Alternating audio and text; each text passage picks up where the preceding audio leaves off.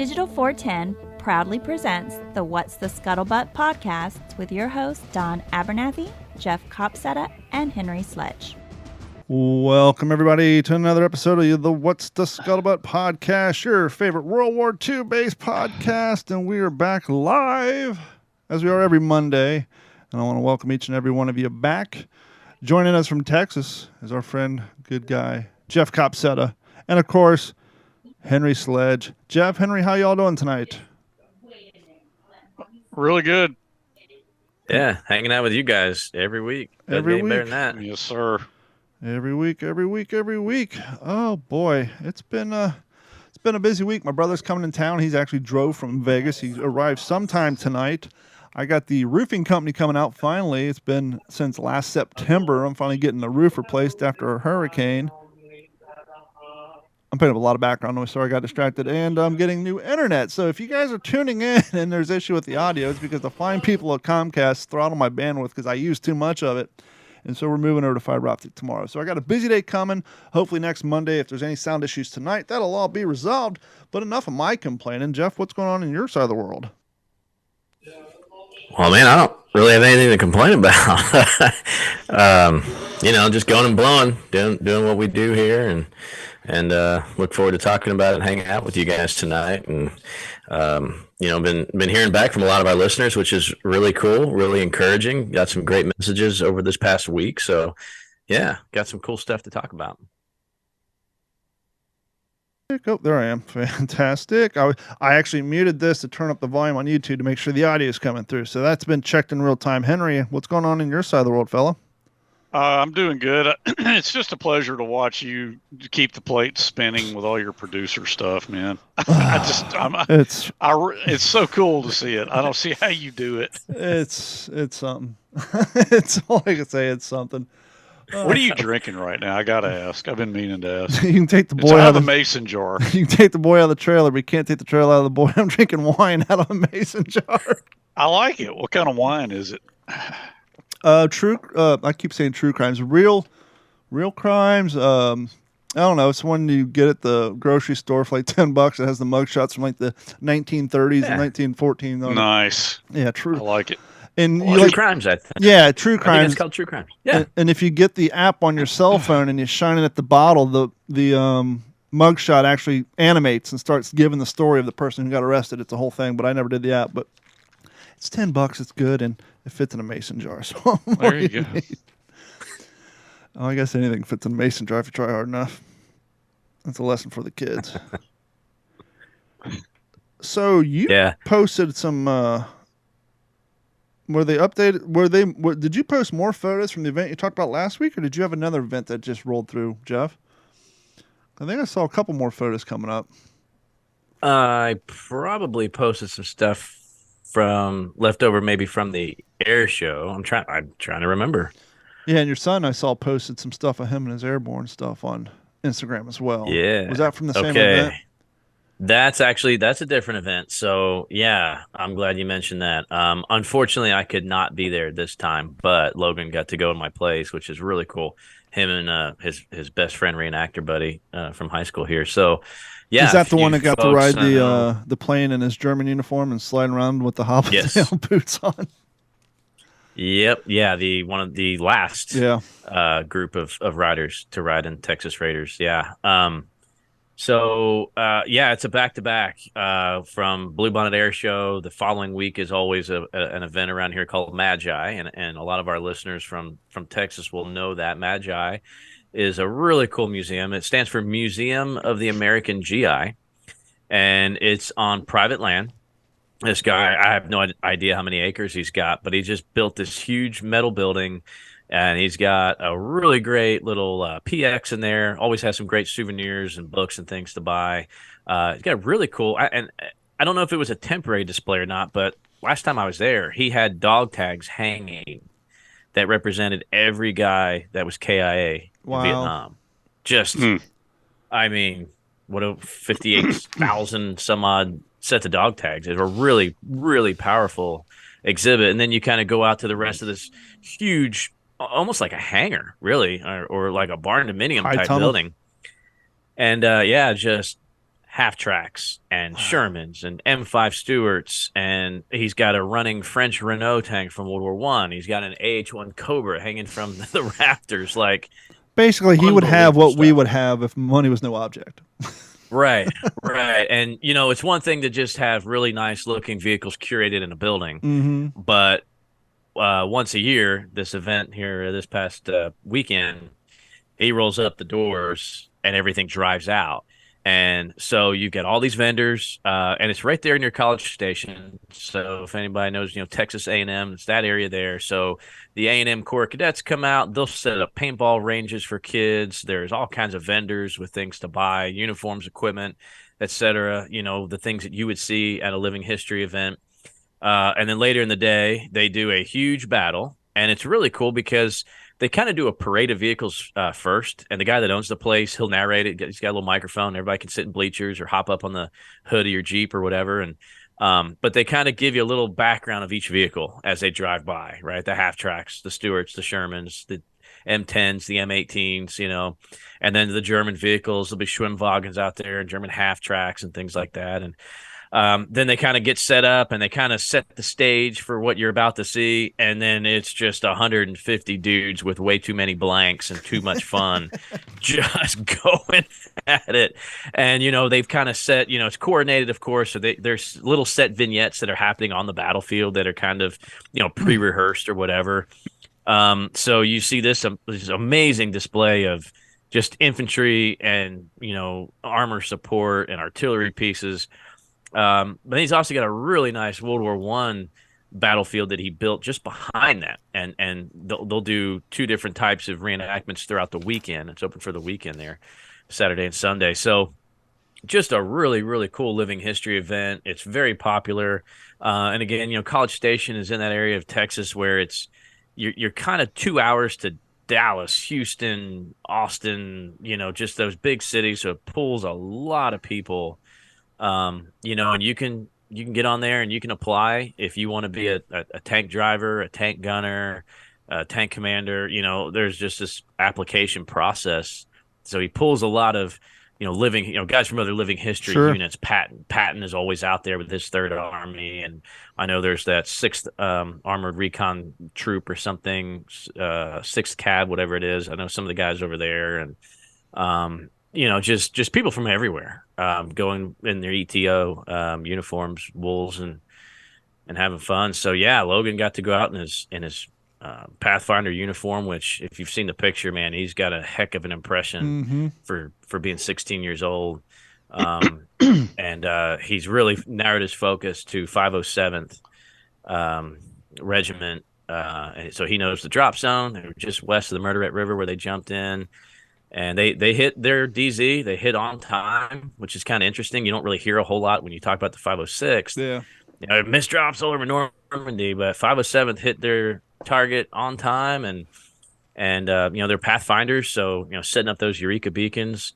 And so yeah, he was kind of walking around, and you know, I think somebody had heard his name or his last name and like, hey, you know, Jeff Copsetta. He's like, yeah, it's my dad. You know, that's cool. I'm happy he got to experience that. Oh yeah. Yeah, so it was really cool, and he actually ran into a few reenactors that worked with me when I was still over, you know, at the Nimitz. We've got one guy, he's active Army right now, and Logan recognized he's a real tall guy, right? Really tall. So I always called him Too Tall. So Logan, hey, Too Tall, and he came up and goes, only Jeff Copsetta calls me that. You know him? Logan's like, yeah, it's my dad.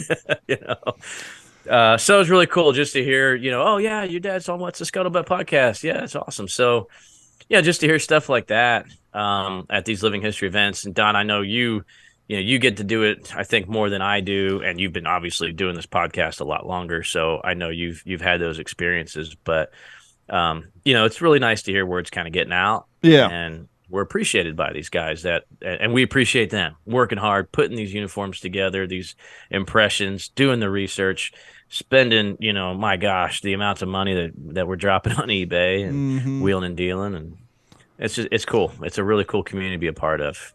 You know, one of the hard things down here, which probably is super cool there with the guy owning his own land, but like when we're down here doing Living History events, most of it's at a park or a museum or some sort of private, you know, public owned land where, you know, you're lucky. Maybe you can dig a foxhole more than often than not. And I always think of this, like the coolest living history photo I'd ever seen. It was World War One, and it was just at a park. It was at property somewhere, probably over in Europe. Guy was doing World War One. He literally set up a circle of sandbags, and then brought in. I'm assuming he brought in because it's nice grass, and then he's just literally sitting in a, I don't know, 10-foot diameter circle of sandbags of just mud and clay, just like you can tell it's like 4 inches deep, and it's realistic, the crap that those guys fought in. And so he spent his weekend just sitting in this giant mud puddle to recreate that environment.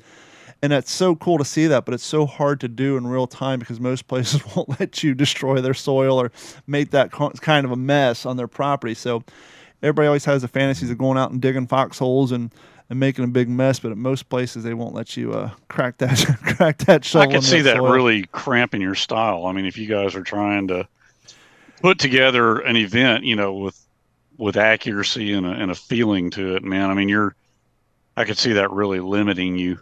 Yeah, the best you can do, because you can clean up it easily, is like obviously most of us have tents set up. You make kind of like the bivouac area. Mm-hmm. Just be a complete absolute slob when it comes to your tin cans and your empty gear and all that crap. You just eat your peaches and just drop the can because that's what you would have done in real life. It's not like you would have collected and went and put it in the trash can out in the jungle. It's like kick it in a pile. And then at the end of the weekend, you just kind of muster it up and throw away. But yeah, I was at a couple years back, I was at an event where they had a tree line and they let some people, some of the younger cats want to sleep in a foxhole. And so I was dumb enough to let somebody borrow my E-tool, which was a reproduction, which if you don't know, reproductions are not made to the standards of original or even a shovel you buy at Lowe's. And so long story short, it came back with the handle snapped in half and like I was like, oh God, that's what is the reproduction cost of one of those? about as much as an original. Seriously, Really? They're about $60, $70, depending on where you get them at. And so I kept the spade off that one, then I bought a new one, and then I was at an event somewhere, and someone had a whole stack of the shortened, just the replacement handles, like for the airborne. And so I bought a T-handle shovel. I just got to find an error-correct rivet. I don't want to put like a bolt and a nut through it because they have their rivets. So I got to find a error-correct rivet, which I think what I'll do is I've been thinking about, because I have so many damn M1 helmets that need restored. It would cost me a small fortune to send them out. But I do know Jay Murray sells the equipment and even the punch, so I might get some of that stuff and redoing some of my helmets and maybe use that, see if that punch will work on an industrial size rivet to put that handle back in there. But I haven't done anything down here. I had somebody reach out to me, ask me, he's like, hey, are you going to this event in April? And I had to tell him, and I feel bad because he lives in Naples. He lives 45 minutes further south than me. But I just told him, I said, man, with the way everything's going with paying, deductibles on 2 cars plus my roof, and then my monthly nut going up with insurance raises, like this year is not going to be the year for me driving 3-4 hours in a V8 truck. And, be honest with you, a lot of the biggest expense of living history after you invest in your gear is the food and drink to support your ass for 3 days. You're out in the sun, so you got to buy cases of water and all that stuff. So I just told him, I said, hopefully next year, but right now, any extra income I'm going is, getting all this crap. And, we're still suffering from a hurricane down here, which sounds crazy, but like my brother's come down here from Vegas because we were initially supposed to basically gut my dad's house and refit it. And so I was planning on doing drywall work this weekend, but luckily my dad got a little bit of a FEMA check in, so now we're just going to go there and put the outlets in, and he's going to pay someone else to put the drywall up. But yeah, like this whole area is just now really starting to get construction and everything going back from suffering through the hurricane, which, by the way, I don't know if we have people in Mississippi and Georgia, but our hearts go out to the people in those towns affected by those tornadoes. Seeing that footage is heartbreaking. At least down here in hurricane country, our houses are built out of cinder block with rebar and concrete poured down the center for hurricane codes. Those poor bastards are living in wood stick houses, and there's nothing left. I don't know if you guys seen any of that footage coming out of Mississippi or Georgia, but those tornadoes just annihilated those areas. It's just sad. Oh, it was an interesting night. It went north of us, but we were preparing to batten the hatches down the other night. Yeah. But like I said, we were lucky on this one. It went north. Yeah, I heard it was a big guy. I heard it was pretty damn wide. And so yeah. thoughts and prayers to all of them. Real quick, I want to give a shout out to our listeners. Like, somebody went on a shopping spree over like the last week. We've been moving some T-shirts, and we want to thank you guys a lot. There's not a whole hell of a lot of margin in that stuff, and we're not trying to make bank off T-shirts. We're more interested in the fact you guys are grassroots advertising, because I mean that's what shirts are truly doing. It's getting the word out there, spreading the word. I've had people comment about my hat, what's that, or the logo on the back of my truck. I'm sure Jeff's gotten out once or twice about the sticker on his truck. And so for you guys buying the shirts, I hope you enjoy them. There's definitely a ton of them on there. We got years worth of shirts that we just keep putting up there. Just keep in mind they are print to order. When you order those, I don't have a warehouse full of shirts. That's why we use that service. They are print to order. So what they do is you put your order in, and they'll wait 3 or 4 days to see if any other orders come in before they go rigging up an entire machine to print one shirt. And then they'll try to, they will, but there's like a 4 or 5 day gap, and then they'll print all of them out at one time and then ship them. So if you order a shirt, there is a little bit of a turnaround time, but that's why. It helps keep costs down here and get shirts out to you guys. And that's what allows us to have such a wide catalog of different logos, because we're not, order them up front and have them sitting around here. It's you choose the shirt you want, the size you want, the color you want, the quality of T-shirt, put in the order, and they'll ship it directly to you. And there's some mugs on there, the hats. I think I put some towels up there too. I haven't even checked out. But thank you guys so much for ordering those. If you want to support the channel, you can also go over to WTSPWWII.com. Click on the Patreon link. It's $1 a month. You can sign up, subscribe that way. Or to be honest with you, I'm sitting here talking about how times are tough right now. Just go watch our YouTube videos. Doesn't cost you a thing, and that goes to help support the show that way too. And we also want to hear from you. It's been a little bit of a dry week for the email. I don't know if the postman's tied up, putting everything on microfiche or what, but the mail call letters have been a little slow this week. So we want to hear from you. Send us an email to mailcall@WTSPWWII.com, or you can send it directly to our Instagram page and our Facebook page. I can't believe I went completely blank on that show we've been excited about the British Special Rogue Heroes. Jeff, you got a Jeep. How much wind blockage do you suppose that grill blocks from your radiator? It's a weird question. Yeah, it is. Well, here's why I bring it up. Because the British Special Forces cut out all those supports except for one. And so when you watch, and I bring it up too, because one, I noticed on the show, but since the show kind of got popular, I've been seeing more photos of people's recreation of those Jeeps on Facebook now. And they're cutting those supports out, and they're painting the whole damn things brown. And the only thing I can imagine, the only reason they cut those supports out was to increase wind flow because they're driving through the desert. But I can't imagine, I don't know how much increase it would help. Yeah, that's really interesting. I mean, from my perspective, so my Jeep only gets so much air going through the grill because it's my truck towing it. You got a trailer queen, do you? So, well, it's not even on a trailer. I have a hitch that it just bolts onto the bumper. No. Hooks on. And I saw that photo. You got to tell people that's the knockdown piano wire from the road. Right. Keeps you from getting decapitated. Yeah, no, that's just my little Air Corps Jeep. I mean, it's gonna be so stripped down that it's gonna look so unique, because everybody that I know that has a Jeep, they've got gun mounts, they've got 8 musette bags hanging off of it, and jerry cans and spare tires and ammo cans, and like mine's just gonna be like, hey, I want to fit 10 guys in an air crew uniform to hop on and drive from briefing to the bomber. Like, that's what mine's going to represent. Well, that's usually what happens to Jeep drivers at large-scale living history events, especially at airports. Hey, Jeff, I'm in the parking lot. I got a lot of crap to carry. Our bivouac's 2 miles away. And you're just constantly picking people up all day long.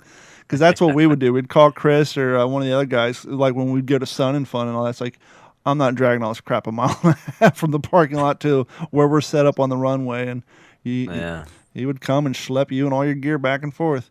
So that's what happens to a lot of those Jeeps. But I'm thrilled that you're getting it, We're getting there. It's reliable. a process. It's a process. It's not the only old vehicle I got to maintain. So it's I got to pick and choose the time that I have and what's the next event, what do I need it for, and which one's which. And Yeah, but it's a cool problem to have for sure. But I was telling Henry when we first started, and Don, I haven't had a chance to really ask you this, and you probably know, right? I mean, of the three of us here, you guys, I feel, have seen. I mean, obviously Henry's in a different category, but when it comes to the Pacific miniseries, In the box set. Don, I think you've probably seen it more than I have. Mhm.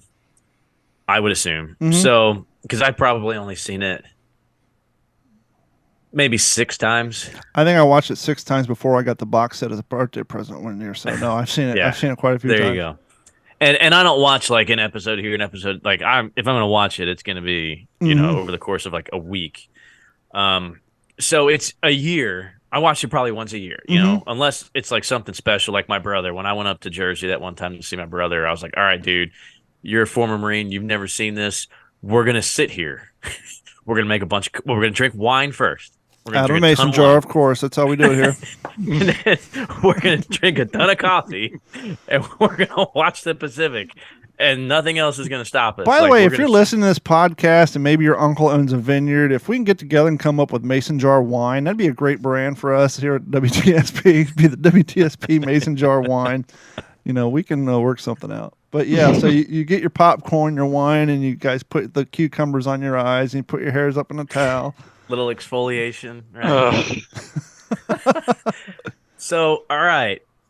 So I've been talking about it for the past few weeks. I'm taking it slow. I'm still reading with the old breed. I'm in no rush to finish it. There's times where, and right? So, all the distractions I've got here, right? Everybody running around, and there's a new puppy. And so I'm like, man, I feel like I've read this same paragraph 14 times. That's because I have, right? Somehow my dog, by the way, found my bookmark. Carrie's like, whose bookmark is this? I'm like, where the hell did he find that? So the new Boston's like into everything. Like he found my missing bookmark. So did he eat the bookmark? No, Jeff. I don't even mean he just drugged it outside where he takes everything. If you're missing anything in the house, go look out in the backyard. It's probably sitting there. But go ahead, puppies. We love puppies here on the What's the Scuttlebutt podcast. So, real quick before we get back to it, can you make dog tags for our dogs? You have a stamping machine, right? Yeah. Yeah. You need to make us some WTSP dog tags for our dogs, and one for me too. That'd be cool. Yeah, y'all send me the info, whatever y'all want on it. Yeah. And we'll do it. I'll knock it out next time I'm out there for sure. Sweet. I don't know why I didn't think of that sooner. Golly. Let's see, where was I? So yeah, all right. Dogs, kids. Watching the Pacific. One reading a paragraph, same paragraph at the time. Wine, cucumbers, exfoliant. Pedicures, manicures. Repeated interruptions by Don. We're used to it. Which we have to forgive because he's the producer, so he gets to do what he wants. I've been downgraded to the producer. Well, producer's one step up from an intern. I should know. I was a producer for 6 years. What would be the exalted title you would prefer? I'm sorry, host. I mean, look at much host. All right, I'm sorry. Oh man. Okay, so yeah. Let me spit it out before I lose it again. So I just saw that our good friend, Freddie Joe Farnsworth just celebrated a birthday. Aww, so he's old. He is. I texted him and I said, "Man, you are gracefully transitioning from USMC to AARP." If you want to know how old he is, go back and watch a box set of Band of Brothers. You can see him as a young guy at the boot camp yelling at all the actors. Right. So I saw where. In the Pacific, I think it was We Happy Few that posted on social media about him playing or portraying Lieutenant Stumpy Stanley. Yeah.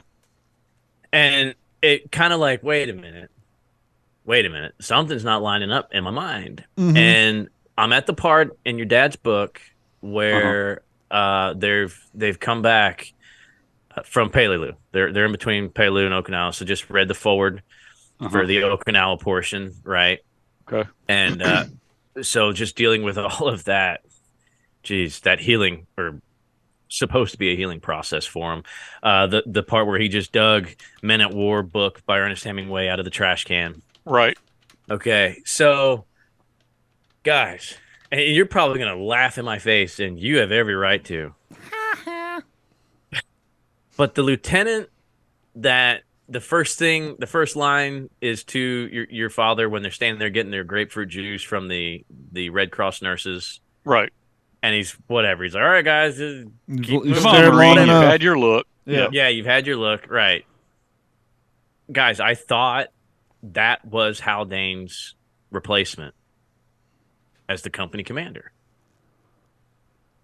I thought that's who Lieutenant Mack was. No.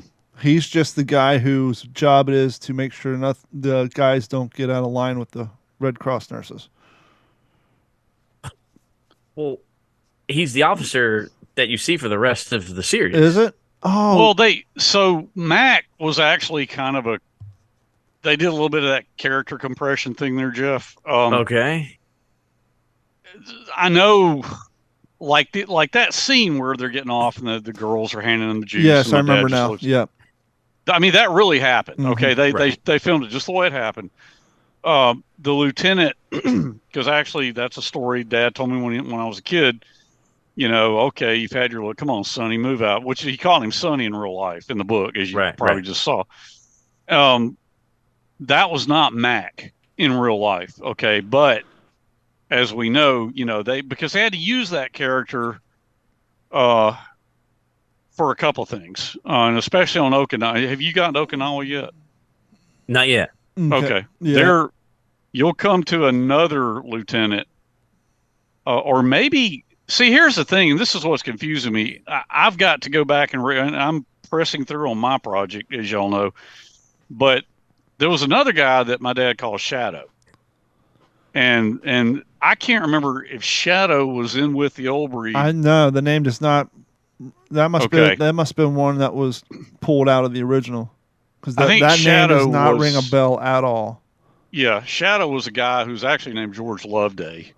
Not at all a very popular officer at all. And there's a lot in the unpublished stuff that goes into that, and I'll touch on some of that. But Mac had the bravado, and he was the one who was always talking about, the first Jap I see, I'm going to charge him with my K-bar, my 45, and Snafu and my dad and all the guys who've been through. They're just rolling their eyes like, you got to be kidding me, man. But he goes on to say Mac really wasn't a bad guy. He actually ended up being a pretty good officer, but he just had to he had to get broken, But well, a lot of that too is to build up their own self-confidence so they can perform in the way they think they should. Right. So this guy, this name Mac, he doesn't really exist in real life. No, he did exist in real life. But what Henry's saying is they use the actor to play the two roles just to get that one scene out of the way. So Jeff, in part, I'm sorry, Don, go ahead. No, go ahead. In part 9 on Okinawa, you see the Japanese charging down the hill, and you see Sledge with the M1. Wait till they're close. That, and then you've got Kathy, the machine gunner.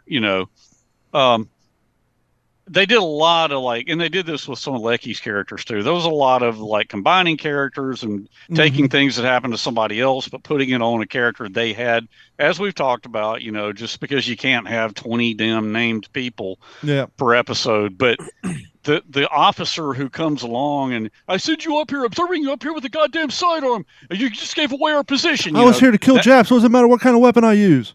That's it. Exactly. So they've got Mac doing that. But in real life, it was Lieutenant Loveday or Shadow, who came along the line when they were placed up near Half Moon Hill on a little escarpment. And he just came along the line, just berating and cursing all these guys as they're firing at the Japanese coming out of this culvert. And well, I mean, he's also the one that, gives the fire mission that your dad calls to drop the mortar in on the house with the caved-in roof. I need a round to the right of the house with the tomb. Yeah. Right. He's also the one that threatens to court-martial him the next time they touch a Japanese prisoner. So, I mean, he's around so much. He's the only officer that they really gets any kind of light on Okinawa. So I just assumed this is Akak's replacement because I don't remember I don't remember, and I feel bad saying this on the air. If Freddie listens to this, like, sorry, dude, like, I don't remember you in the Pacific. I don't No, remember. his scene was he had one line, and he talked about when he's on the show. Basically, or Freddie talked about, I guess, when Freddie was supposed to. He's basically a guy who relays the mission to Akak, and then Akak relays it. Like Freddie, it was like a literally 3-line. Well, no, Akak was gone at that point. Remember, Akak was killed. Oh yeah. But it was anyhow. It was like a 3-line. Just it was real quick. Yeah. So the thing was, Jeff, I think because Stumpy's the XO. Yeah, but he ended up taking over K Company. I think they had to use Mac because they wanted to show an officer doing just being an asshole. Mm-hmm.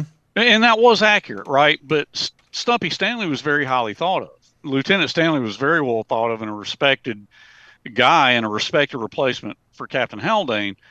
But I'm like you guys. I didn't even realize Freddie Joe had been in the Pacific until I circled back around to all this and started really watching it and then getting to know him. And I'm like, oh man, you mean that was you in part 9? Like I said, this is it. Where's the rest of your guys? Like I said, this is it.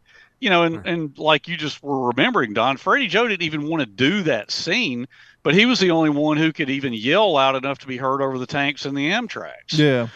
And so he's like, okay, fine, I'll do it. But yeah, I mean, Lieutenant Stanley, if they had given Okinawa more airtime, which they probably wanted to, and then the budget limitations just cut it shorter than they wanted to be, then probably Lieutenant Stanley would have had more of a role. You know, I think that's kind of a good hypothetical mind game. Is like, I was going to bring this up later. So the new project that Hanks and them have been working on for the Air Corps, it appears to be a Disney Plus project now.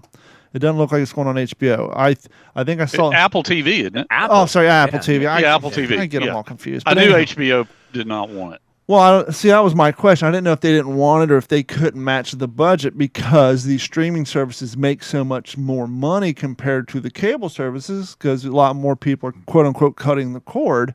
And so that was a kind of a fun thought is if the streaming services were around back then and there was more money being thrown around to get new projects, would either the Band of Brothers or the Pacific been either longer or had bigger budget because the money that would be available to do it like the new ones now?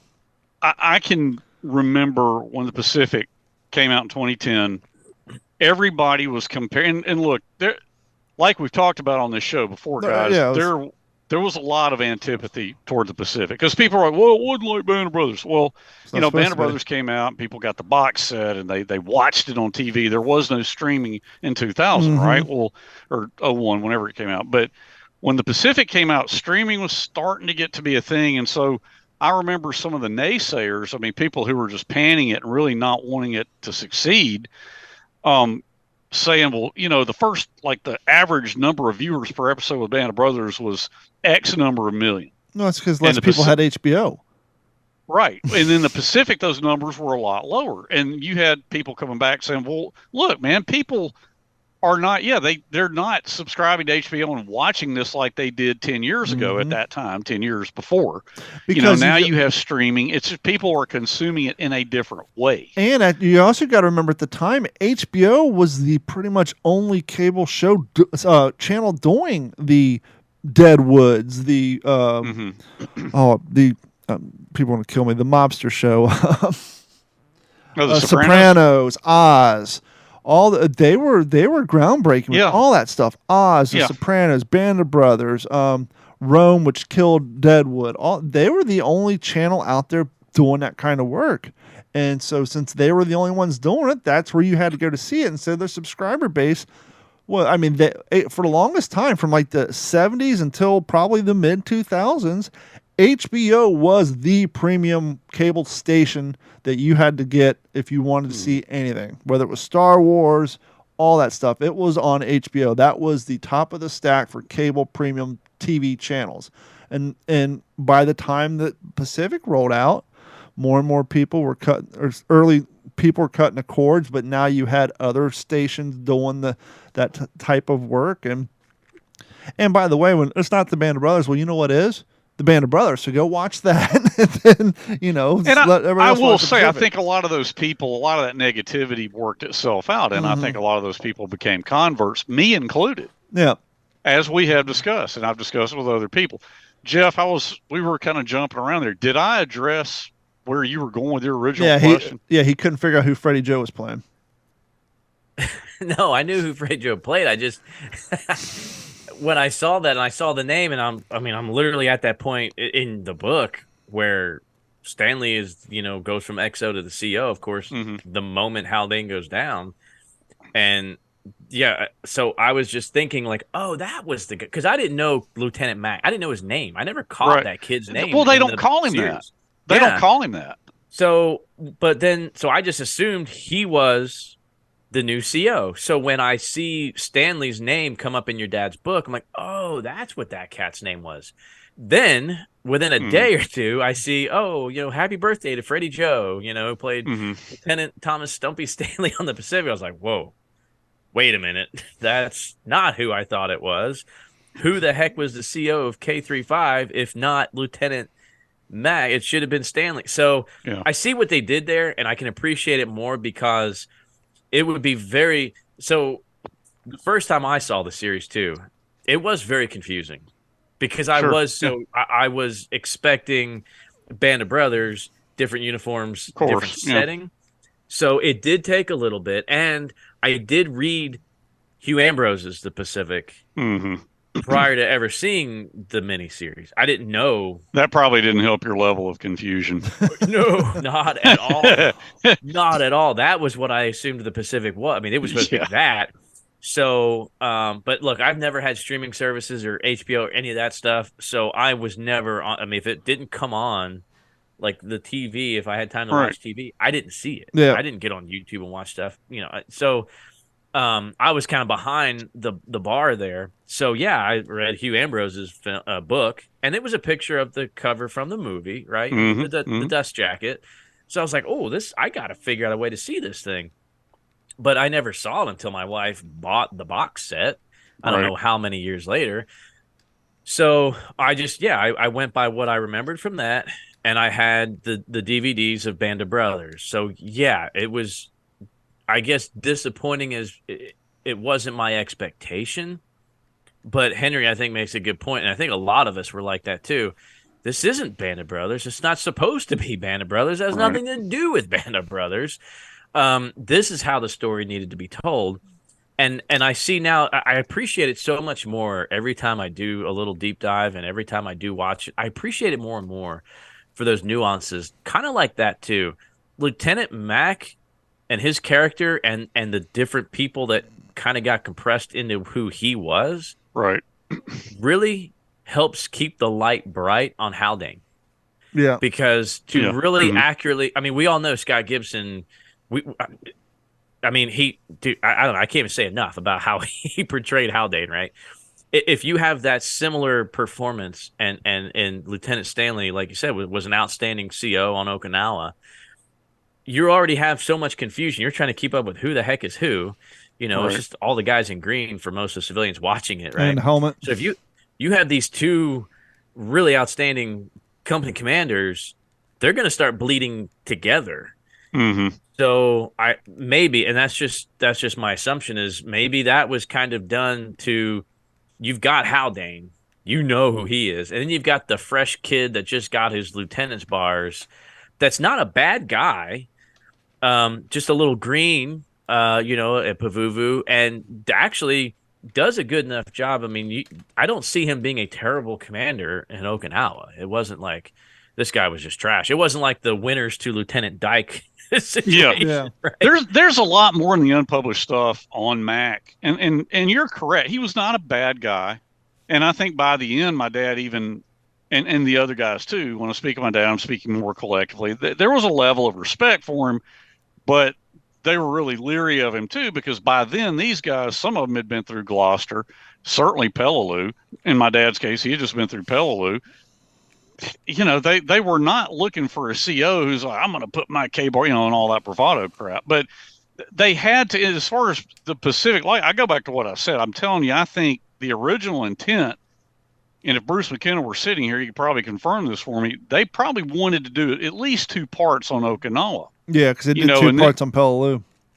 Huh? Yes, because they did 2 parts on Peleliu, so it would have made sense that they would have done, because they spent so much effort getting that mud correct and the set design. Oh yeah, I'm sure. And I think just budget started getting tight, and they had to go with what they had, but they had to have that Mac character because they needed those disreputable or undesirable traits in an officer so that certain other things could be portrayed. One of them, it highlighted what a good officer Akak was, but you got to have the Mac character.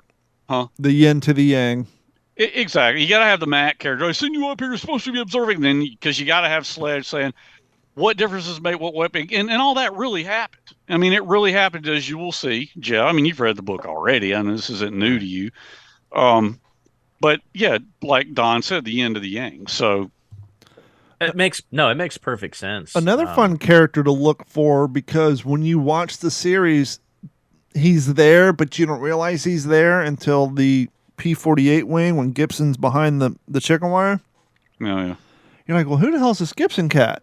And then you go back, oh, he's the guy who shot the cow from the train, and then he's the guy who choked out the sick Jap at the... Oh, yep. And so when you go back and rewatch and you're actually actively looking, you can see his change in personality from the way he acted on the train versus that. But when you're watching it the first time through, you're like, I don't remember this cat.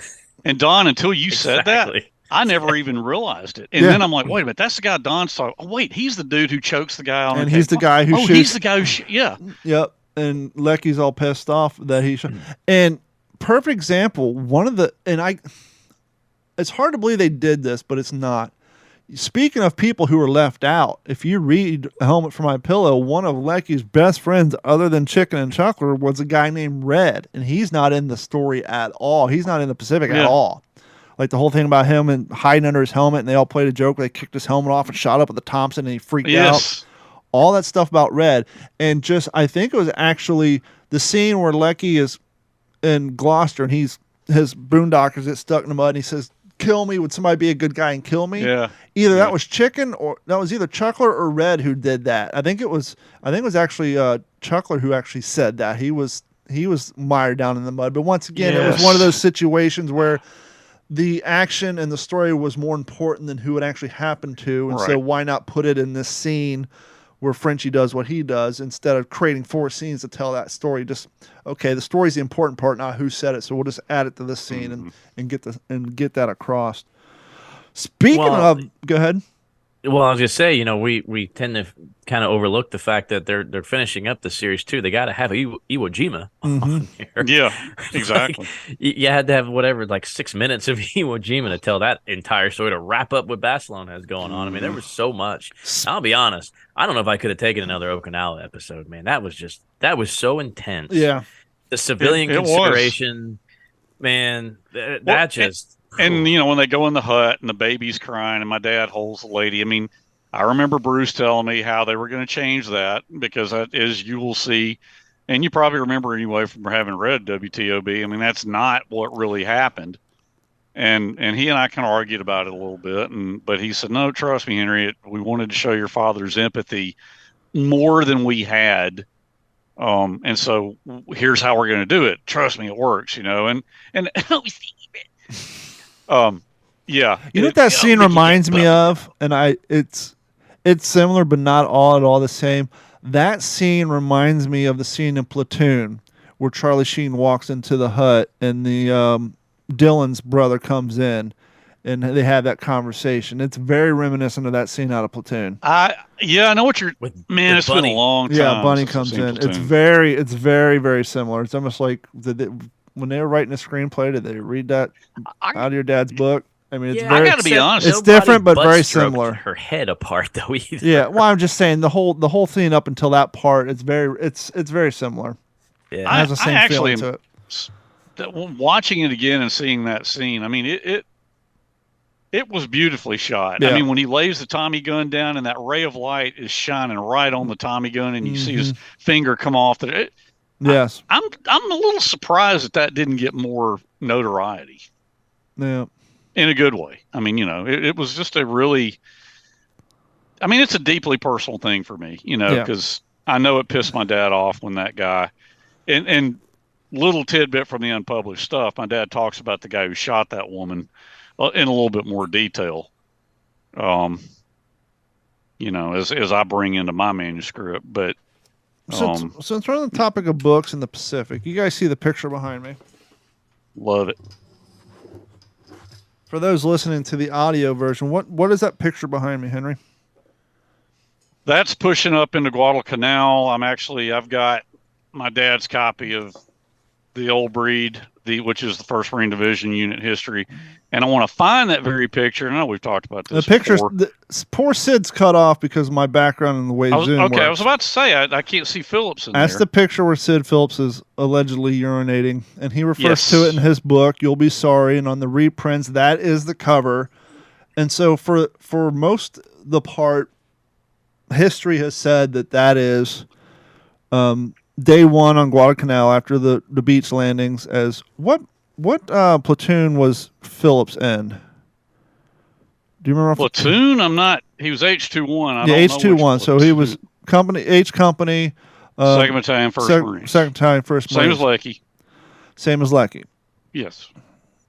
And if you actually Google Sid Phillips USMC, that photo will come up. And in the book, he says, well, people ask me, how do I know it's me? He said, because I remember I was taking a piss, and everybody said, well, you're famous now. He said, what are you talking about? We saw the flash bulb, and then one of his guys asked the photographer, why would you use the flash in the jungle in the daytime? And he said it removes the shadows from the foliage, and that's how Sid knows that's him urinating. Sorry, Jeff. The reason I bring that up, Henry, you're writing a book. We've had plenty of authors on. How important is accuracy in photographs in a book about history, as far as getting that right?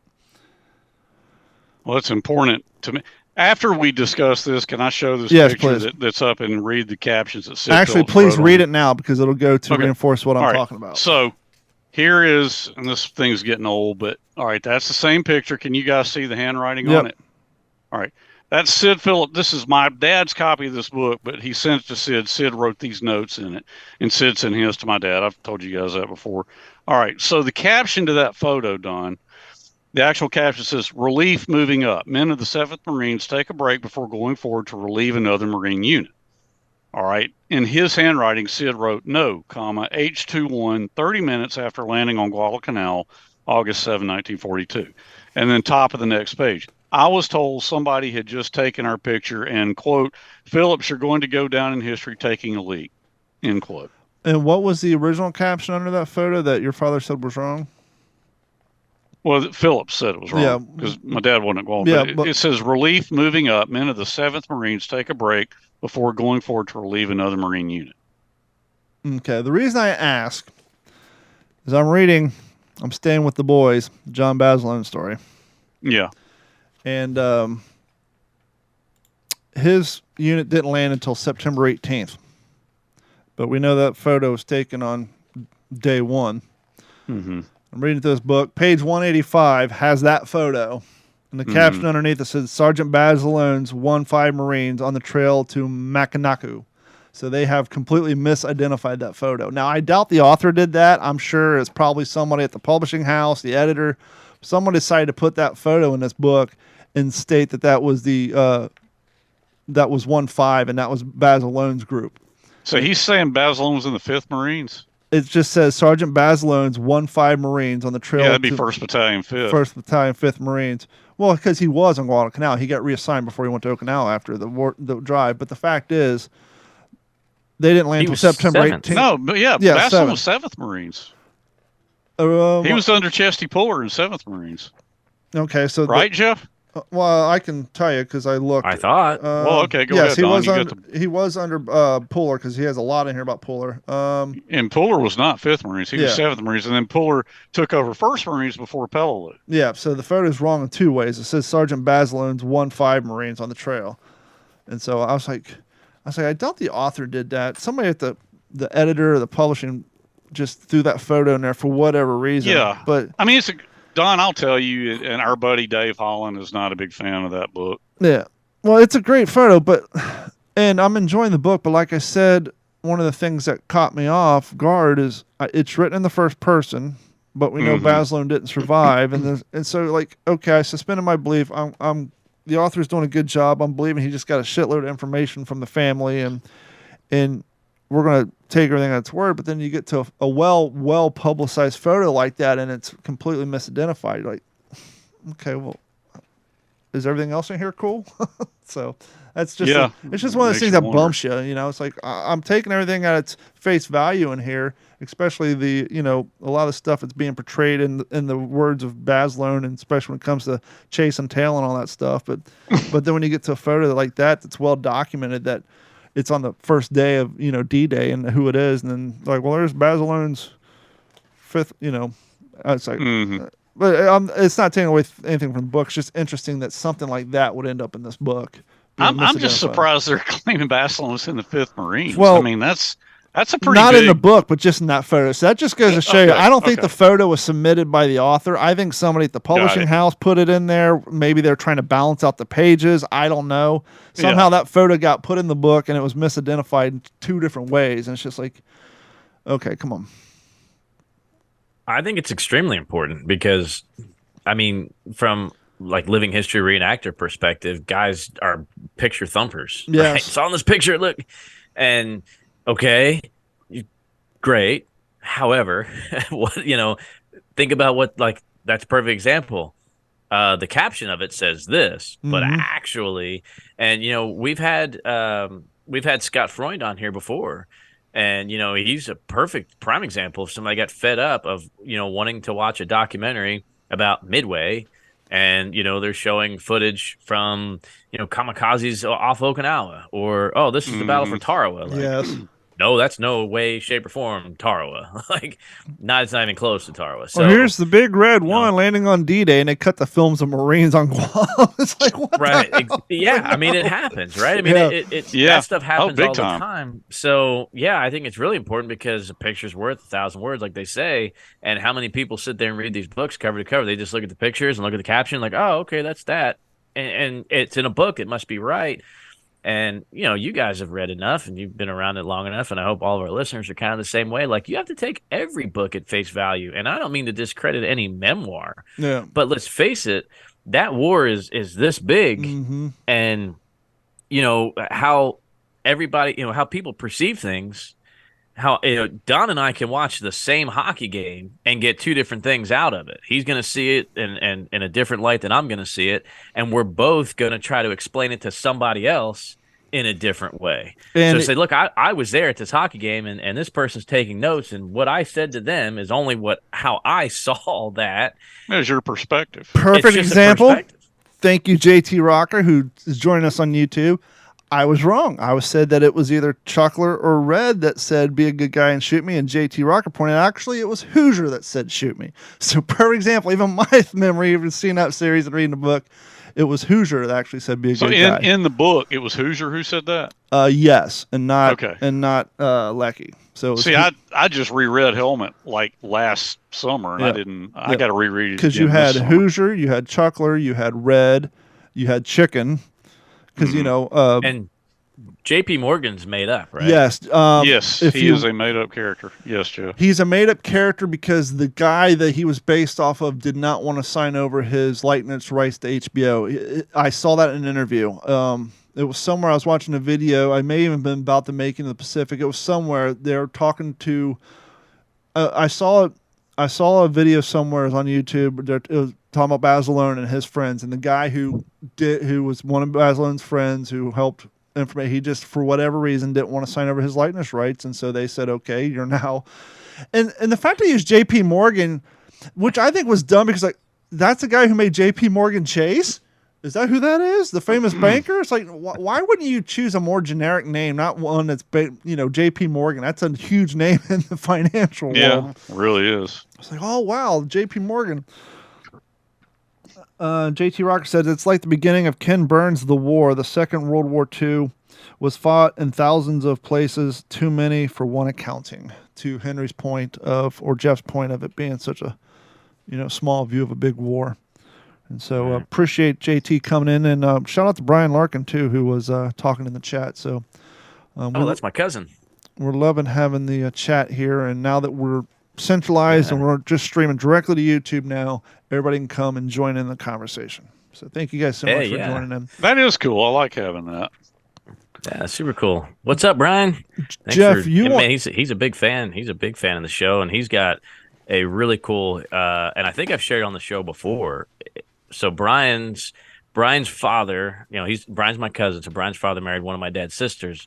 Well, his father is named after his father's uncle, who was killed at the opening stage of the Battle of the Bulge. And I think I shared a picture with you guys that I had somebody colorize. So, yeah, he's got a really cool link to World War II. I want to get your go ahead. I thought you were done. Go ahead. No, go ahead. No. I want to get your opinion on a living history display item. So as you guys know, I've talked about this in the past. One of the things I was super happy to get with was an original fixed bale front seam helmet, yada, yada, yada. Got my plastic Hollywood Holly liner in it, blah, blah, blah. A couple months back, I came across another fixed bale helmet. The liner's not correct, but one of the bales is missing. Now, I bought replacement bales, and I know a guy who can weld. But I thought, why not just sew a chin strap on the one bale that's on here, leave the other bale broken off for the time being, and use this as an example of why they got rid of the fixed bales, because they tend to snap off. Instead of restoring it temporarily, just tie one strap on there and take it to living history displays along with the other one, showing how easily those things broke off, and maybe even use it as a raggedy-ass Marine impression with having just a one strap instead of taking it over to my welding guy and having him weld a new bale on there. What do you think? Nothing wrong with that at all. I mean, it's a great educational tool. I think, you're really reaching an even smaller population of people that, about a fixed bale helmet. So I think that's kind of an interesting thing. It's either that or I'd have a little table display of a chunk of plywood or some wood from a ammo crate, cut a hole in it, and have your steel pot upside down. There's a kitchen sink. Yeah, history display too. It doesn't matter if it's got a chin strap or not. Well, one of the things I like to do, because I have different impressions, especially because I have so many damn Marine Corps haversacks, is I like to show the differences. Especially the Marine Corps is well documented. I like to show the differences in haversacks from the beginning of the war to the end of the war, when materials got more strict, more harder rationed, to get, and more importantly, when it comes to the haversacks, they need equipment done quickly. And so when you look at the early haversacks, they got the nice flaps that fold in, and by 1945, it was basically a potato sack that fold over with some straps on it. And since I own that stuff, I like to show people, here's how it was at the beginning with they had, leggings, a perfect example. They used to have the nice brass, more expensive claps on them. By the end of the war, it was just black metal. Just get it done, get it produced, and get it out there. And showing that it's a way to offer a little bit different display opposed to everything else people have. I like to show the difference between, because people don't think, web gear's web gear. First aid pouch is first aid pouch. No, not necessarily. Marine Corps had a different pouch, different color. Their web belts didn't have U.S. stamped on it. And if you have it, it's one of those things I like to point out to people. And so I thought it'd be kind of cool, too, to have, here's the fixed bale helmet. And the reason they got rid of the fixed bale helmets, guys would sit on their helmets. The bales would break off. That's why they went to swivel bale. And here's an example of a fixed bale helmet where the bale's missing, which is why they ended up going to swivel bale after a while. Just like the reason they got rid of the Holly liners and went to the compression liners, because they found out quickly that, paper doesn't hold up in humidity very well, especially when you're doing amphibious landings. Right. And, I think it's always been interesting, too. Marine Corps impressions are always there's got to be something that a little, odd or unique about it, because they had to be such scroungers, Mm-hmm. So I think I wouldn't say if I saw, a living history display of a guy portraying a Marine with an Army pistol belt or with an Army first aid pouch on there, something like that. It's not something that's like, that's wrong. No, nothing wrong about it. They were stealing everything they could from from the Army, right? So a Marine impression, you can easily make the case to have one or two pieces of Army gear on there, but it doesn't go the other way around. Yeah.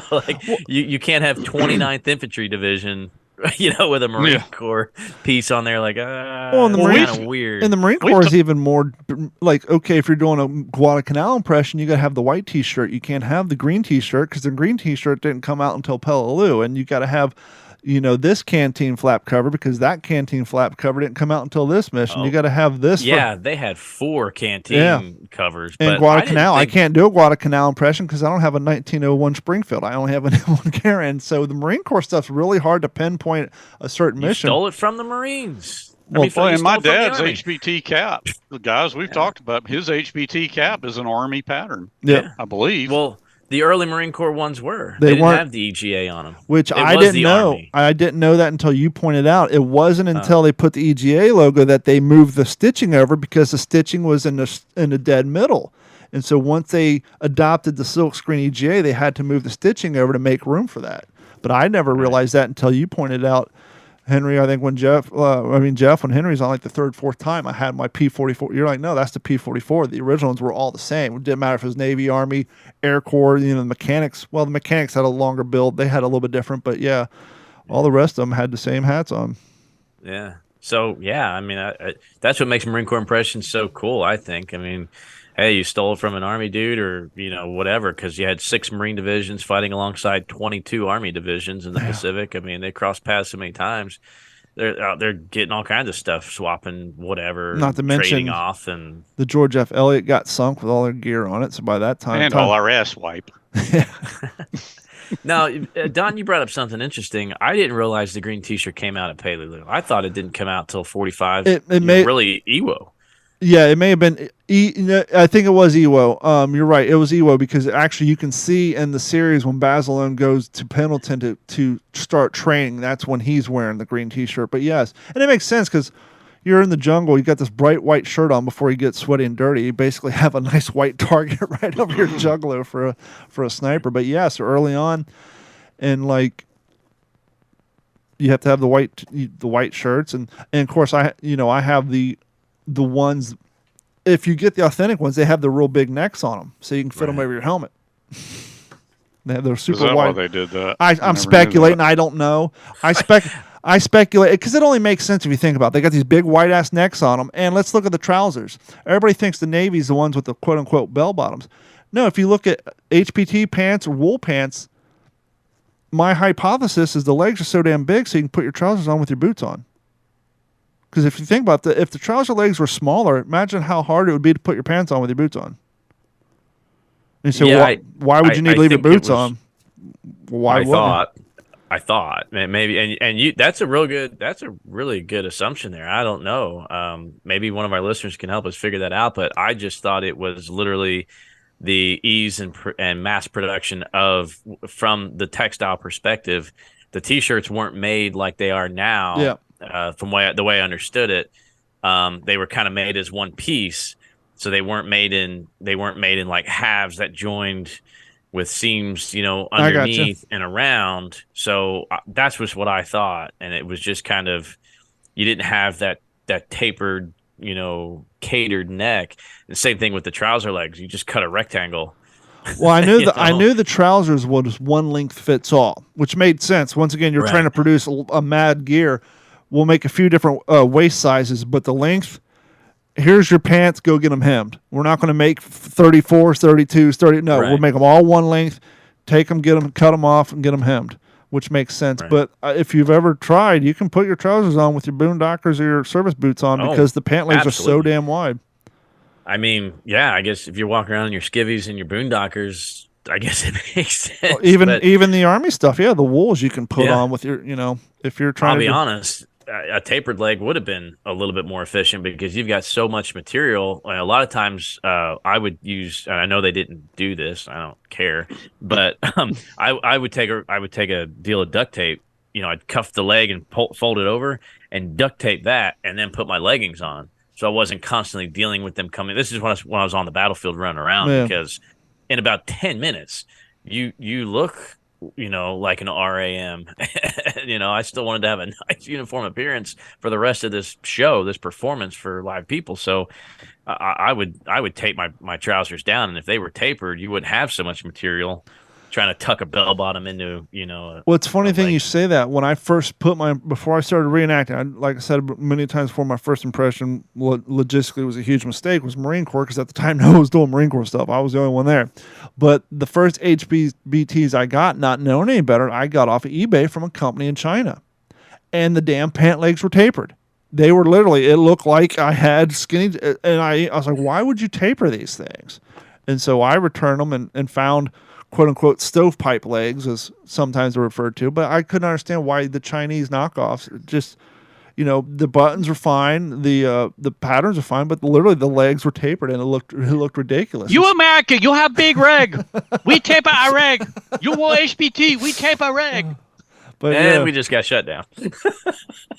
Nah, that's my other podcast that YouTube cancels all the time. You get down there and you tell me if you see creases on these trousers. Yeah. Come over here and tell me if you see. What's up, Flowers Dennis in your Blocker? pants, Dennis Riccati, Blocker's what on were here you too. thinking? Your boy Dennis is on here. Dennis Blocker's checking in. Yeah, Dennis, I talked to him earlier today. Man, he's such an awesome cat. God, I love that guy. He asked a question. What was the Army division that the Marines actually respected and called them a Marine division? I think it was maybe on Guam, or was it Saipan? Do you guys know the answer to that question? Was it the 164th? I'm not sure. He's asking. They called them the 164th Marines. So that had to be it. That was on regiment. Guadalcanal. Yeah, it's a regiment. Yeah. Not a division. That's interesting. They're probably not on Saipan, Doc. So that's where the big Smith controversy was. No, I'm just reading the question as it was written, but yeah. Yeah, so that makes me think: could it be the Second Infantry Division from World War One? Because the 2ID patch, it's the second largest Army division patch, and Don, you can probably Google this pretty quick. So the biggest one was the one I wore, right? First Cav. That's that big goofy Norman shield. Yeah. See, First Cav division is a huge patch, but second ID was second only in size to that, and the face, the profile is General Lejeune. It's actually General Lejeune on the 2nd Infantry Division patch. And so I don't know if that's what Dennis ID is alluding patch? to. Yeah. 2nd Infantry Division? Yeah, that was made in his likeness, supposedly. The Native American? The Native American face, yeah. Ah, interesting. Yeah. Damn cultural appropriation even back then. But yeah, so that's the Native American patch. Yeah, that's pretty cool. But yeah, see if you can see something there. That's just, I came across that years ago, and it had something to do with, the joint operation for Marines and Army during World War One. And there was I think after the war they adopted that likeness to him, or maybe it's just a rumor. I was never in the 2nd ID. Nicknamed Indian Division due to the design, blah, blah, blah, beach, yada, yada, yada. Yeah, I'd have to look off the air and spend a little more time, but yeah. You said you had an artifact or two you wanted to talk about, Jeff. Is that the case? Oh, yeah. If we wanted to do a little show and tell real quick, yeah. I'm going to go to my Foot Locker here. And it just prompted, so just cruising eBay the other day. I try to stay away from it, but every now and then I pull up eBay, which my eBay is U.S. Army Air Corps World War II search, the search title, right? And golly, have you guys seen the prices on original A2 jackets? No, I'm afraid to know. But I can imagine. Because I want an A2, and I just don't think it's ever going to happen. Well, I mean, these are named and painted and all that great stuff. Mine is, I know who it belongs to. It was given to me by the guy that wore it World War II. It's not painted or anything. Doesn't have the stitched, leather name tape or anything on there. But it's original A2. And this guy flew B-17s in World War II. You can still see the lieutenant's bars on the epaulets. So I thought I would pull this out. I got 2 Foot Lockers, and neither one of them look as nice as yours. They're literally being used for storage. Well, that's my display Foot Locker. That's my living history. Everything in there is, everything from my baseball mitt to prophylactic kits and everything. That's sheepskin, That's my 8th Air Force Bombardier Foot Locker display. But yeah, here it is. It's a little rough around the top of the zipper. Could you put Is that mink the one oil? you've worn before? No. Well, That's maybe. another one. Okay. Could you put Maybe. mink I oil mean, on it, or is it so old that might do more harm than good? It's pretty well. That shoulder you can see. He had it on a hanger, Oh yeah. hanging in his attic, for a couple centuries. Um, but like I said, you can still see the lieutenant Yeah. on the uplet there. Yeah, How I may cool have. would it, when he gave it to you, was there like, did you reach in the pocket to see if there was a scrap of paper from a briefing or something? Oh yeah. So How cool this. would that have been? Oh, God. I know, man. And yeah. Oh He yeah. would have given his left So nut just to have a Wrigley Spearmint gum wrapper in there. Yeah. I'd anything. frame that, man. Anything. I know. And it's just it's so stinking cool. It fits me really well. It fits me better than my East. So I have an Eastman, A2, and I know Henry knows about that one. That's the one I wear all the time, but it's a Yeah. So 44. And That's big on you. it's a size 44. It's got a little bit Right. extra at the bottom. Mm-hmm. And I watching 12 o'clock high all the time. I want an A2 that fits me like Paul Burke's does, right? Like well, they were close fitting jackets. I mean, Well, a lot They of stuff were. was, and like all my jackets, I got to get 44s because of how tall I am. I'm 6'5", but they just drape off me, and I look like I've already lost weight from battle. But it's like I guess I could probably get them brought in a little bit, but because of how tall I am, my uniforms just drape off of me because I got to get them long because of my arm length. if I ever get an A2, I figured I'd get it from Eastman, Jeff. So that your Yeah. perspective on that would be, I mean, I doubt I will, because especially after Masters, man, they're going to be just. Oh, I know. So, but the Paul Burke, and if listeners don't know who I'm talking about with Paul Burke, so I'm a big 12 o'clock high fan. I love that series. It only ran for 3 seasons. I've talked about it on here before, but go back and look. You can find these episodes on YouTube for free. Paul Burke's got a great looking A2. He's the main star of the series, but yeah, I mean, it fits him like the Fonz, right? Yeah. Like Fonzie's leather jacket, but. Talking to Air Corps reenactors and some other living history guys, they're like, hey, go, really kind of study some of these pictures. Yeah, I mean, some of the jackets, they seemed like they were a little too small on these guys, and others, they seemed a little bit too big. So, no, they were not custom tailored at all, of course, to you. Mm-hmm. But it makes more sense to have a little bit more because, you're wearing it over top of so many other things. You do not want a tight jacket. Right. You do not want to be restricted. It looks good when you're cruising in your Jeep, going out to Piccadilly for the evening or the weekend or whatever. But up in that aircraft, you need that extra room for everything else. So it makes sense. So I've worn mine.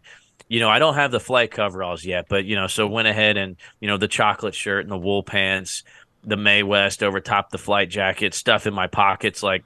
It fills up pretty quick. Yeah. And I'm not wearing any like cold weather gear either. I don't have the Blue Bunny on underneath or anything like that. So, honestly, from a utilitarian perspective, the one I have is probably the size it would need to be because it's not a fashion statement. Jeff, I've read, and well, I'm talking to both of you. I've read, as I'm sure you have too, that from contract to contract, there was variation in how they draped, and some were. Just Quality of leather. Fit, some were boxier, Right. Well, just like the Army HBT camo, it's super big. And when you go to at the front, they say, hey, this thing is super big because it's supposed to be a add-on to put over your M43 or M42. I mean, these things are baggy because they were a shell. They weren't a jacket. They were a camouflage shell to put over your other gear. And so that's why they're baggy. And I never realized this until I saw a screenshot from Fury. I can't remember his name, the Hispanic guy who drove the tank in Fury. What the character? Yeah, I know who you're talking about. He actually had an HBT camo shirt underneath his M42, and you don't really notice it in the movie. But if you look at screenshots or you watch they do making of Fury interviews, and he has the frog skin HBT underneath his P-42 jacket throughout the whole movie. You just don't really realize it because of the filters they put on the cameras. Which I thought was a cool little tidbit. Did I ever show you my original pith helmet? Yeah. Hold on, I'll pull that up real quick since we don't want to show and tell.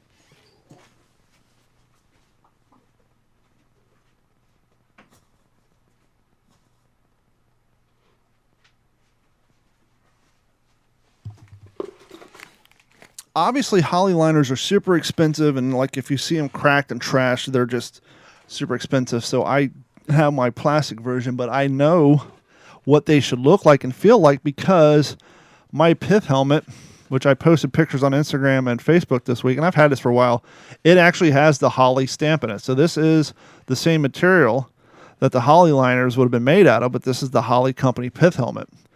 And same reason I was talking about the paper liners disintegrated in humidity is the same reason I won't wear this at an event. As cool as it would look to be in my P40, P42s with this on, but because this is an actual cardboard Holly liner pith helmet, it turns green because of the background. But you can see the stamp in there. It says Holly Company. That's the same exact material that the liners are made of. And I was talking to somebody before, and they said they basically went to a thrift store and they found a brown T-shirt that same color, and that's what they coated their plastic Holly liner with. But yeah, this is my Holly Company pith helmet. And it's going to turn green because of the green screen, but that stamp in there actually says Holly Company. It has a little palm tree on it. Has a pith helmet, a palm tree, and like the sun shining down. No, it has a sun and clouds raining down on it. And it says the Holly product, St. Chapel, Illinois, or St. Charles, Illinois. And so this was, nice. I got this off eBay a few years back. Most of them have a khaki chin strap. You don't see a lot of them with the leather one on there. So I'm just trying to go back through and see if I could kind of justify what I was saying earlier about the 2nd Infantry Division. I'm coming across a few different things, but it looks like the 2nd Infantry Division, as known as the Warrior Division, was activated October of 1917 in Bourmont, France during World War I, making it the first U.S. Army division founded on foreign soil. It's also the only division in U.S. military history to be commanded by not one but 2 Marine Corps generals, including Marine Major General John A. Lejeune, affectionately known as the Old Indian. There you go. It is they call it the Indian Head Division. I think in 1933 is when they redesigned and kind of decided on this is the shape, these are the colors and the design, and Lejeune had played a part in the design of the patch that we know it as today, now 90 years later. So even though the division was founded in 1917, the patch that we know today wasn't officially adopted till 33, and he played some part in affectionately known as the Old Indian. So that's what I mean. It doesn't necessarily look like him, but it represented Major General Lejeune that commanded them. It's very cool. So I thought that I knew there was something about it. So I don't know if that's what Dennis was referring to or not. I mean, the Army division that the Marine Corps respected, I would say, gosh, every division. I mean, we always have gotten along since 1775. I don't know what the big deal is. I'm looking at some right, Henry. Well, I mean, my article in World War II magazine touched on that. Yeah.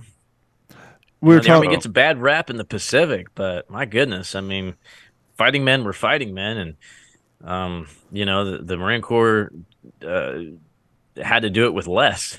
They accomplish more with less sometimes. And that's where that pride comes from. And that's a big John McManus thing, which kind of inspired me to write that article for World War II. And the point of it is, there was inter-service rivalry, of course, but when the push came to shove, the 2 services fought together and did pretty well, all things considered. Absolutely. You were talking earlier about how, depending on the supplier, the product, that some of the jackets had a different cut when it came to the A2 jackets. I'm just looking at a screenshot, and here's an original photo of, there's 5 guys, but one of them's got an M42 on, but there's 4 pilots, and 2 of them's A2's jackets are a darker brown, and the other 2 kind of have more of like a A2 or the service boot reddish tint to it. So just, packed in, once again, depends on the leather supplier and this and that. Things weren't exactly the same colors. They didn't match. And that's and being nowadays the way we are, that's kind of like one of the things you just have to get over with. I remember when I got my Eisenhower jacket, I was so happy to finally find a reproduction Eisenhower jacket that fits me. And it's more authentic this way, but when you first put it on, you're like, well, that sucks, but the color of the wool is not the exact same shade as my wool trousers, but that's how it would have been because you had so many different supplies of wool coming to so many different vendors and all this stuff. your HBT shirt wasn't the exact same tone as the trousers, or your wool shirt wasn't the exact same tone, and that's just the way it was. And it's actually more authentic. But we're so caught up on modern day stuff that, why isn't the exact same dye color? Nope, because that's not how it was.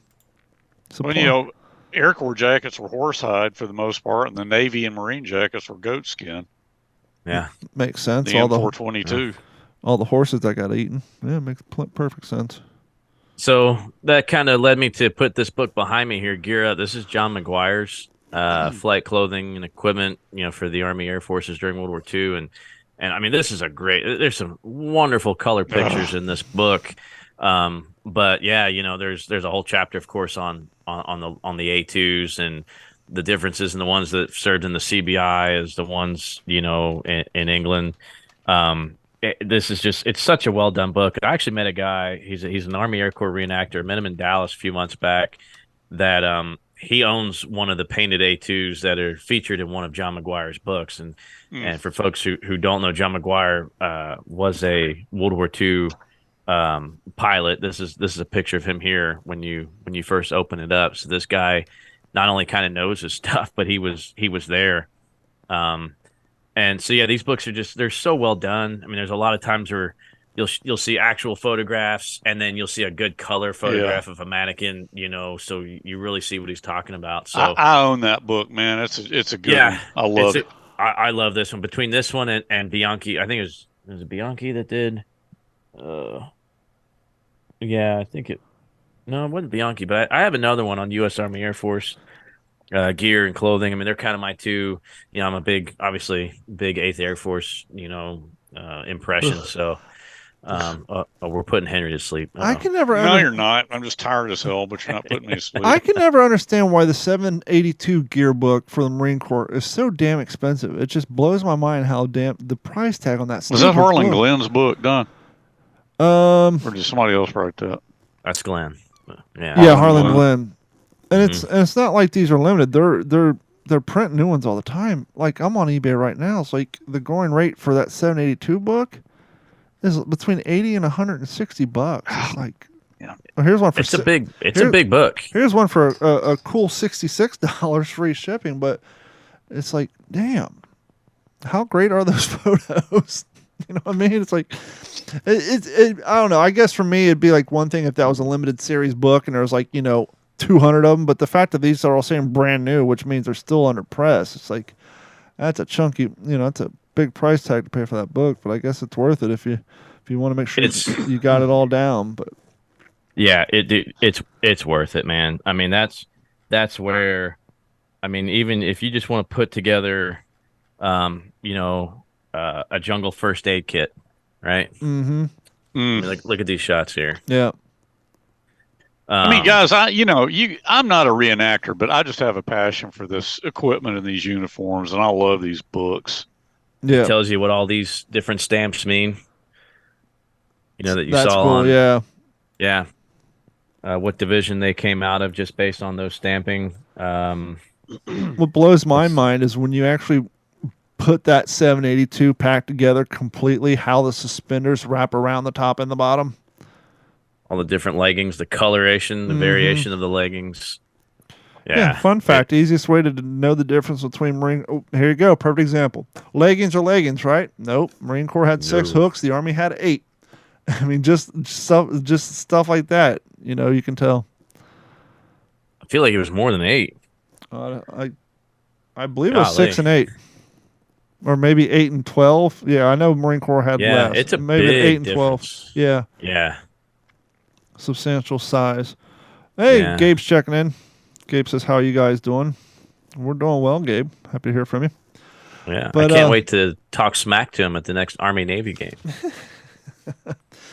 I guess we can do what you're reading. I think we're all been reading the same book for the last 3 weeks, so we're no reason to really. I mean, I'm still reading. I'm staying with the boys, and Jeff is still slogging through with the old breed. And Henry, are you still in the same book, or you got a new one? Yeah, I am. I'm still reading Battle of the Bismarck Sea. Yeah. I wouldn't say I'm slogging through. I mean, that sounds like a negative connotation there. Thank you, Jeff. I wasn't going to say it because he's the host. I would slog through like A Tale of Two Cities. No, well, right? slog that would because be a book all the mud and on Okinawa and all that. It's. But yeah, anyhow. I can feel it. Yeah. I can feel it. I can smell it, and I can appreciate. I mean, it's like reading this book now, guys. I mean, I know Don said he's read it a bunch of times, and I've said this before. I read it once before WTSP came into my life. I'm reading it again, and let me tell you, it's like watching an old like Popeye cartoon the first time to like a 4D experience now. Yes, like, and that's what I was going to say. Every word is your father paints a visual picture with his words, and the perfect example is how he explains, and they show him falling into that particular foxhole in the series, but they don't show the whole importance of that one Marine. But in the book, he's talking about how that Marine in that foxhole becomes like a timepiece. They know how long they've been out there by the level of decay in his body. They saw on the day he got shot, and by the time they pulled out of there, the skin was, the decay. They had been out there so long that one particular body that he ended up falling on when he slid down the hill. Yeah, it's page 269. I know it like the back of my hand. And like you can visually see it in your head as you're reading it. It paints a picture. Yeah, it was a Japanese soldier you're talking about. The body. No, it was a dead Marine. It was a Marine because it was. You're talking about when he was digging a foxhole. I'm talking about when he slid down the hill and into the foxhole, and then he had all the maggots on him, and he's picking them off. Oh, you're talking about when he's digging a foxhole. Like, no, there's a Jap here. No, I need him. No, I told you to dig here. Yeah, that's what I think Jeff's talking. No, about. I haven't gotten Okinawa yet. I'm on Peleliu, and that he uses that line where it was like this biological time clock of watching this rotting Japanese body that was exposed. That's in Peleliu. That's when they're starting to get up around Hill 140. Right, yeah, the biological time clock every time they went by it. What Don's talking about outside of Half Moon Hill. Well, I got confused. You're both right. Jeff was right about the biological time clock, and then when he slid down the hill, it was the Marine body that he landed in. His hand went through. Right. Whew. Yeah, it's a lot. No reason to read that book quick, but there's every reason in the world to read that book. Twice. Read it. Definitely twice.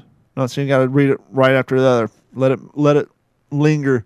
That book lingers in your mind regardless. I mean, it's just so well written and so detailed that that's the type of book you're thinking about it for like a month and a half after you read the last page. It's just such a fantastic book. But I think that's just going to about wrap it up. Henry, do you got anything coming down the pike?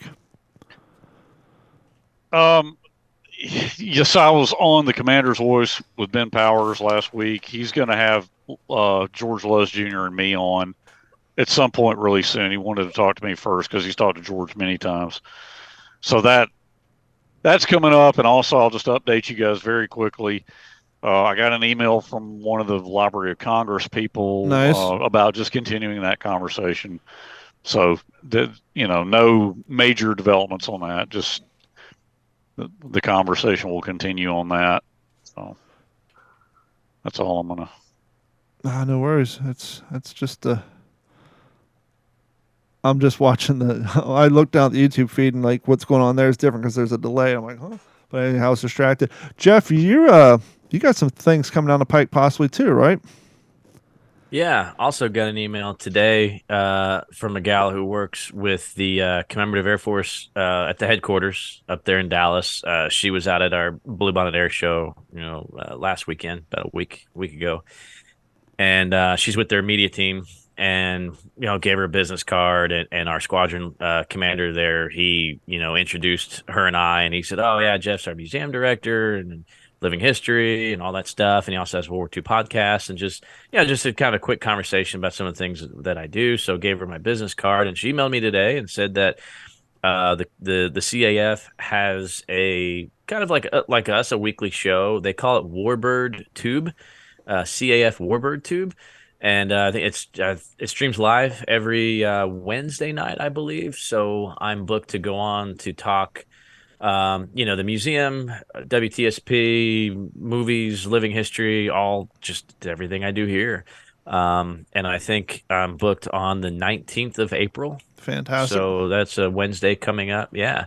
So really excited about that. CF is an international organization that is dedicated to keeping aircraft from World War II flying and airworthy and continuing to do air shows. And it's just living history at the highest level. And what they do is amazing. To have over, I think, 140 aircraft within the CAF and squadrons all over. Really excited about that for sure. And if you want to support the show and you're a business owner, but your business is a product that's available worldwide, obviously it's kind of hard to sell a worldwide podcast to a regional audience when it comes to advertising. But if you want to help support the show and you want to, possibly get some advertising, maybe you sell some kick-ass coffee or something, or whatever, you online services or whatever, maybe you make World War II uniforms for reenactors. If you want to help support the show, email us at mailcall@WTSP.com. I think you'll be surprised at how welcoming our advertising packages are, because we're getting to that point where we would like to bring on some advertisers. And so if you want to be one of the first and you want to support the show that way, and we can help you by supporting your product and having our listeners support your product, obviously, once again, it makes more sense if your product was something nationwide or worldwide, because obviously if you're an electrician in Chicago, we'd love to have you, but that's going to greatly reduce your potential return on investment relying on, people who live in Chicago. So if you have a product or a service that can be obtained by people throughout the country or possibly the world, and you want to support the show and buy some advertisement, please email us at mailcall@WTSPWWII.com. And that's WTSPWWII.com. And I will be more than happy to get with you, and we'll work something out. And as we said before, Patreon, YouTube, T-shirts, stickers, it's the way to go. And right now, there is a plethora of conversation going on in the YouTube channel. Thank you, Dennis. Thank you, Gabe. Thank you, JT. Hopefully this is something that we can continue each week. And if you guys are listening to the audio version of this, just 9:30 Eastern time every Monday, if you want to ask us a question, here's your opportunity to ask Jeff a question, Henry a question, myself a question, and we'll answer it in real time. And even if you can't join in live, send us questions to our email. We'll read them, and then you can listen to the answer when you regularly listen to our show, however you prefer to do it. And we don't say this much, but if you listen to us, especially on iTunes, Spotify really doesn't have a way for written comments or suggestions or reviews, and I don't think Google does either, but I know iTunes does. If you listen to us on iTunes, please, give us a rating, write a comment on there. It goes, more comments, more ratings. iTunes will suggest us to people when they're listening to other history-based podcasts. They'll say, hey, people like this, also like this. And so that goes a long way too. So you want to support the show that way, and you listen to us through Apple Podcasts, just, highlight all those stars and give us a quick line or two about how great we are. And you can support the show that way. But on behalf of myself, Henry, and Jeff, we want to thank each and every one of you. And we're loving to see the show growing as it is. It's taken a while, but we're getting there, and we love it. We love each and every one of you guys. But till next week, on behalf of myself, Henry, and Jeff, thank you guys, and we'll see you on Monday. This has been a Digital 410 production.